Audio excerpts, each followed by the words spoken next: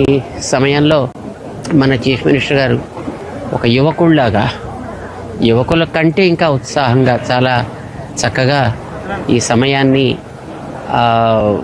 ఏమాత్రం కూడా వ్యర్థం చేయకుండా ఎన్నో రకాలైనటువంటి సేవా కార్యక్రమాలని చేసి ప్రజలకి ఒక ఆపన్న హస్తాన్ని అందించడం చాలా సంతోషంగా ఉంది.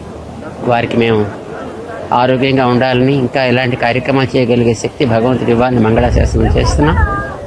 గతంలో విశాఖపట్నంలో హుడ్హుడ్ వచ్చినప్పుడు ఎంత శీఘ్ర గతిలో దాన్ని మళ్ళీ పునరుద్ధరణ చేశారు. ఈసారి ఈ విజయవాడ పరిసర ప్రాంతాలని కూడా అంత శీఘ్రగతిలోనూ పునః వాటి యొక్క స్థితికి తీసుకురాగలగడంతో పాటు ఈ 3-4 రోజుల్లో మన సీఎం గారు చేసేటటువంటి ఈ బాధిత పీడిత వ్యక్తుల యొక్క